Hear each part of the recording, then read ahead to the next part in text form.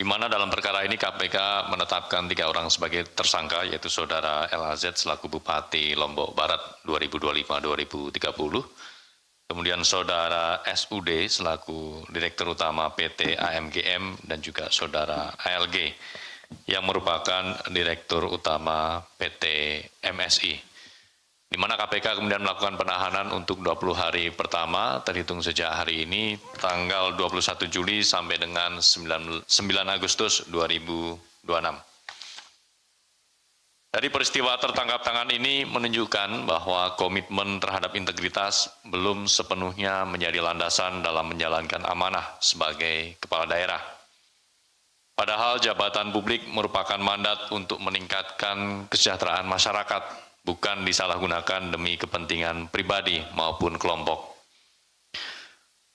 Modus perkara ini juga menunjukkan bahwa kepala daerah yang semestinya menjalankan fungsi kepemimpinan, pengawasan, dan pengendalian penyelenggaraan pemerintahan justru diduga terlibat dalam pengaturan maupun pelaksanaan proyek-proyek di pemerintah daerah. Praktik semacam ini tidak hanya mencederai prinsip tata kelola pemerintahan yang baik, tetapi juga menghilangkan kepercayaan masyarakat terhadap penyelenggaraan pemerintahan daerah yang seharusnya berpihak pada kepentingan publik. Peristiwa ini juga menjadi ironi karena terjadi di tengah berbagai tantangan yang dihadapi masyarakat, khususnya masyarakat Lombok Barat, termasuk dalam hal untuk mendapatkan akses air bersih.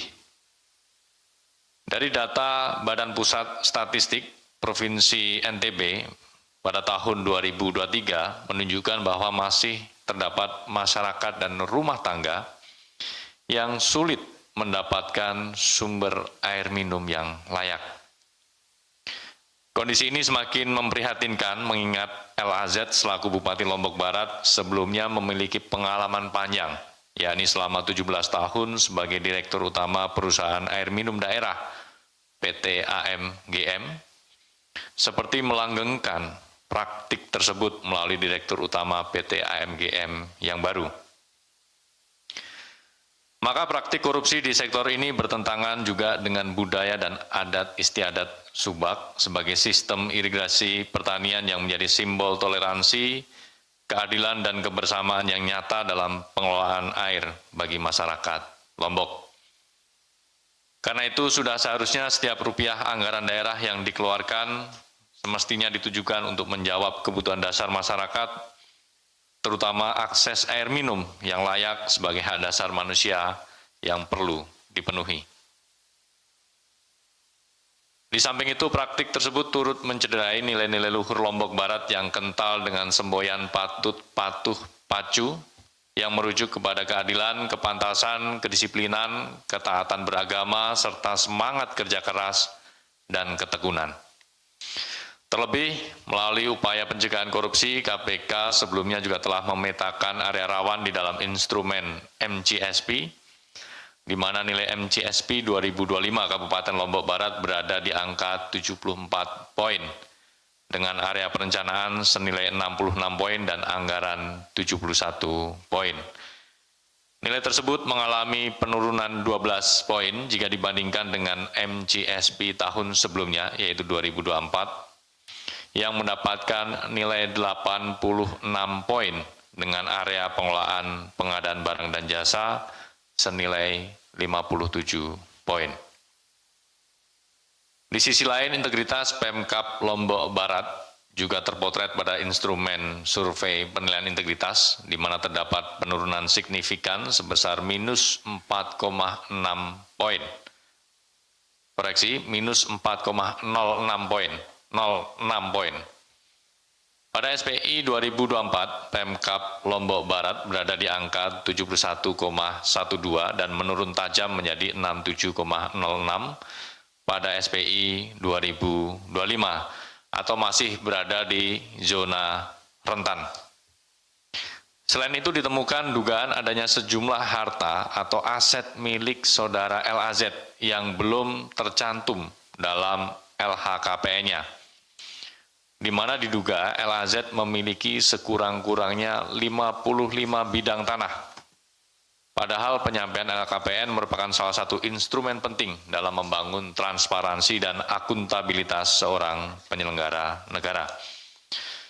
Kewajiban pengisian LHKPN secara jujur, lengkap, dan sesuai dengan kondisi yang sebenarnya merupakan prasyarat penting bagi seluruh penyelenggara negara, termasuk kepala daerah dan para pemangku kepentingan lainnya, agar terwujud pemerintahan yang bersih serta dipercaya oleh masyarakat.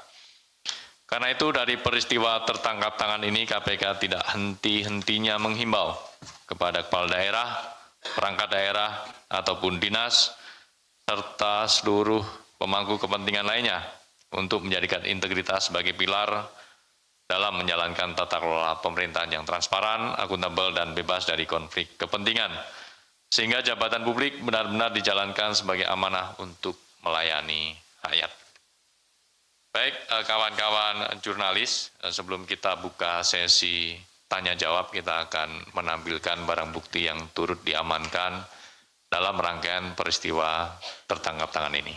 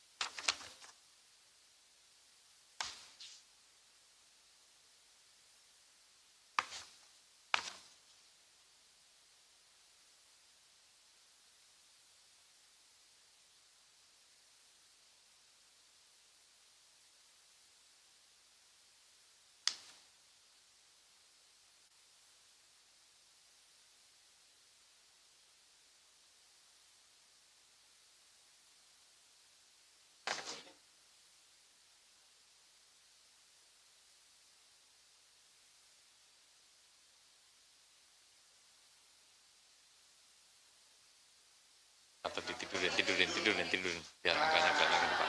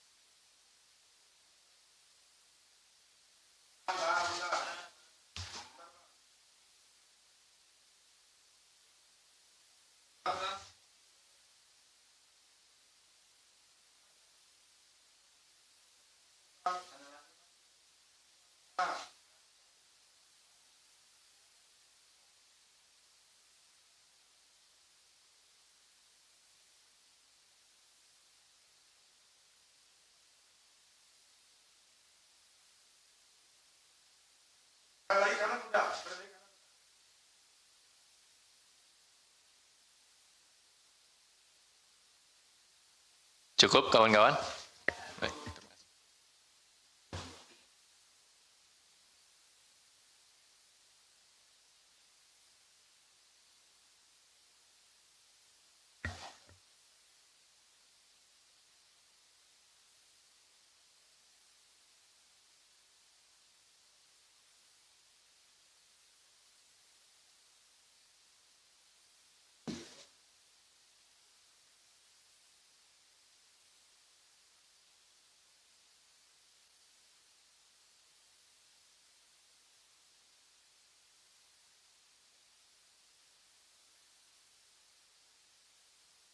Pakai sarung tangan.